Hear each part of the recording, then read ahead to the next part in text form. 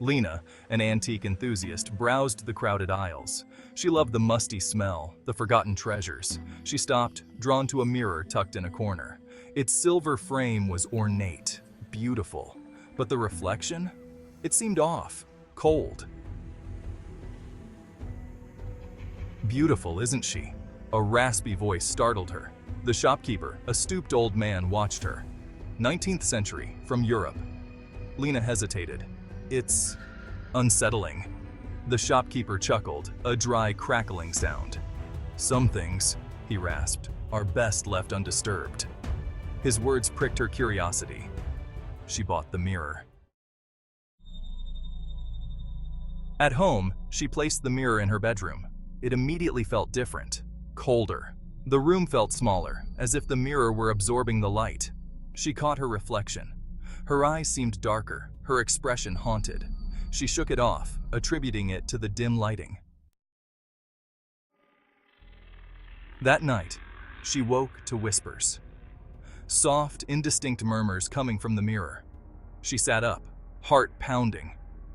The whispers ceased. Had she imagined it? She told herself it was the city noises, the old house settling, but a seed of doubt had been planted. Reflections of fear. The occurrences continued. Shadows flickered at the edge of her vision, gone when she turned. Once, she swore she saw a figure standing behind her in the mirror's reflection, a tall, gaunt silhouette. She whirled around. Nothing. Her reflection stared back, her own fear mirrored in its depths. The figure in the glass.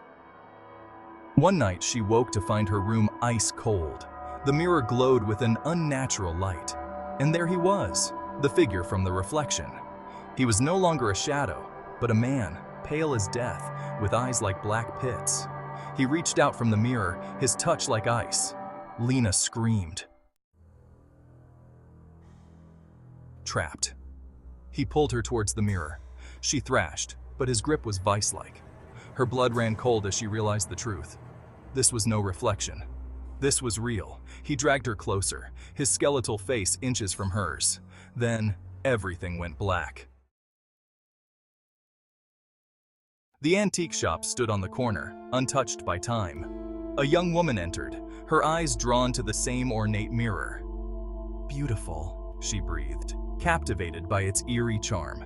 The shopkeeper, his face a roadmap of wrinkles, merely nodded. Some things, he knew, were best left undisturbed. The woman bought the mirror, oblivious to its dark history. That night, as she gazed into its depths, she saw a flicker of movement. A shadow moved in the reflection, a fleeting glimpse of a young woman, her face pale, her eyes wide with terror. Then, it was gone. The mirror hung in the shop, its silver frame gleaming, a silent testament to its dark secret. It awaited its next victim, its surface reflecting not just images, but the trapped souls it held captive within its depths, their silent screams echoing in the shadows.